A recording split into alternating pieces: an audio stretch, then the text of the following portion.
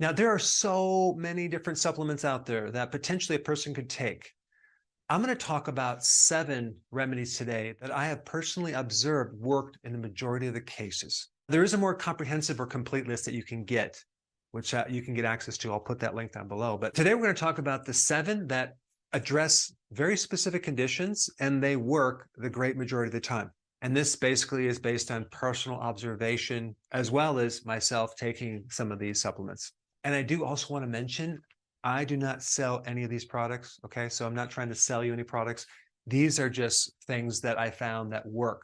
So let's dive right in. Number 1, AHCC. And I'm going to just kind of leave it like that. I'm not going to get into the long names. You can look those up, and I'll put those links down below. But AHCC is a shiitake extract that has some very special properties, okay? What it does is it helps enhance your natural killer cells. Natural killer cells are a part of your immune system that attacks cancer and viruses. And there's over 100 randomized control studies just on this one supplement right here that creates some really interesting effects on many things, including the HPV virus, the human papilloma virus, which, by the way, has a very evil intention of kind of weakening your natural killer cells, which basically shuts down your forces that are supposed to defend you. So it kind of weakens your natural killer cells, so now it can survive. But the shiitake extract comes in there and actually counters that and allows an enhancement of your natural killer cells to the point where you can actually clear out the HPV virus out of your body. So it's really good for anything related to the HPV, including congenital warts, different warts in your body, which are benign tumors, and many other things related to a lowered immune system. Certain people who are on chemo take it to help build up their immune system. It's also used as a really good anti-inflammatory. It's also good for other viruses that I cannot mention on YouTube. And it's very powerful to improve your autonomic nervous system. In other words, the sympathetic nervous system allows you to adapt to stress. Well, apparently the research from this remedy improves your ability to adapt to stress, as well as helping you recover from stress. That's called the parasympathetic nervous system. So it helps you get into a calm state, helps you sleep, but it also helps you adapt to stress. So that's just a few cool effects from AHCC. Number 2, TUDCA. What is TUDCA? Well, TUDCA is a synthetic compound. Okay, it's probably one of the, well, there's actually 2 synthetic compounds that I do recommend that don't seem to have any side effects. One would be benfotiamine for peripheral neuropathies, which I didn't even include on this list, but the other is TUDCA. And the reason they made it synthetically is because TUDCA is bear bile. And there's been a problem in the past with killing too many bears to extract this bile salt to take it as a remedy. It's an older remedy, and it has some very interesting, very powerful effects. I'm only going to cover a couple. I did a whole video on this before, but the main thing that it'll do, it'll thin the bile through your bile ducts. Okay, so many people develop kidney stones because the bile material in their ducts become thickened because they're losing certain factors in there. So you have this sludge that kind of backs up these bile ducts, and that backs up into the liver, and it creates jaundice, and it creates all sorts of problems, like even like forming gallstones, and like all sorts of abdominal pain and bloating and pancreatitis and all sorts of digestive issues. In fact, there's something that happens when someone goes on a detox, when they actually use natural remedies to kill off certain like microbes, even biofilms, that then can lead to like different side effects. And one of the side effects is the bile ducts get jammed up and things start backing up into the liver. And the person has all sorts of terrible complications because the liver cannot detox anymore.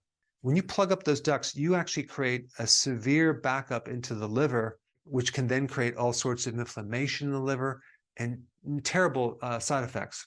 So TUDCA comes to the rescue and thins the bile ducts and allows things to go through freely, giving the person great relief with many different things, including right shoulder pain and pain that goes up into the neck or up into the head, which is a problem I had for 12 years because I had no idea the connection of this area right here underneath my rib cage in the bile ducts and my right shoulder pain and my headaches. So TUDCA is a very good remedy to give someone for anything related to liver, gallbladder, as well as many other things.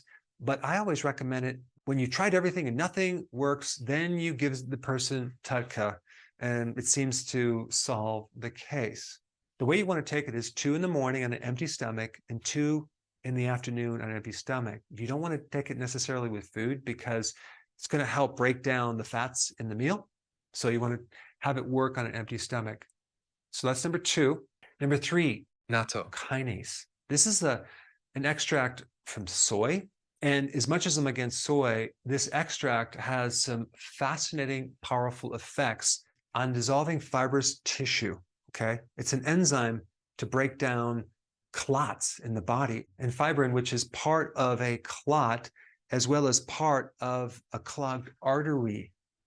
So in other words, if someone has a clogged artery or they clot easy, this might be a very good natural remedy to help break up that blockage and at least the protein formation in that clot, because a clot is composed of protein, okay, fibrous protein, which that addresses, cholesterol, and calcium, okay, calcium. And just as a side note, vitamin K2 is good to actually get rid of this excess calcium that can build up in the arteries. But natto kinase is one of my favorite remedies for anything related to a clogged artery. All right, the next one is called NAC, N-Acetyl-Carnosine. So this remedy is really good for cataracts, and you would want to get it in a drop. You want to get NAC drops, okay? Now, typically, this compound right here does not penetrate the tissue, the eye tissue. So NAC is really good for cataracts, especially if they're new cataracts. And again, just to remind you, I have a comprehensive list of all the supplements that I think really, really work that you should know about on my website. And I recommend that you download this comprehensive document when we're done with this video. All right, number 5 is choline. Choline is one of the best remedies for a fatty liver, okay? If you look down at your gut and you see it sticking out and you no longer can see your feet because your belly is sticking out, you have a fatty liver. One of the things you should do is to take choline. And just so you know, the food that has the most choline is eggs, egg yolk. And so eating eggs can help you with a fatty liver. But choline specifically will help remove fat from the liver. And choline is a part of bile salts, FYI. Okay, so that's choline. The next one is colostrum. Colostrum is a supplement that you can get, and if you can find it from a sheep instead of a cow, it might work a little bit better because there could be less things that a person is allergic to. But colostrum is part of the secretion into milk initially when that milk is first released. It has all sorts of immune properties. It also has probiotics, but it's something that helps build the immune system. And so it's really, really good for people that have been on prednisone too much and have destroyed their immune system. It's really good for people who have a compromised immune system. Let's say, for example, they have HIV, or if a person's under massive sustained stress for many years, or someone who has a lot of different antibiotics over a period of time, or if someone just has chronic inflammation. Okay, you want to take colostrum. I would highly suggest you start out taking a little bit at a time so you don't have an immune reaction, not that you're going to have that, but whatever the dosage is, I would take maybe a quarter of that, take it before you go to bed, okay? And you slowly increase it. Only contraindication that I know for this is if you have an allergy to casein, milk, protein, then there might be an issue. All right, so that's colostrum. And number 7 is called D-mannose, okay? D-mannose helps to bind with E. coli in your bladder. So it's really good for UTIs. If you know anyone that has UTIs, put them on this. It seems to work the majority of the time. Now, I have a lot more of these natural remedies, the ones that are really effective, on my website. I put a link down below. Go ahead and download them so you can keep them if you need them or you know someone that needs them.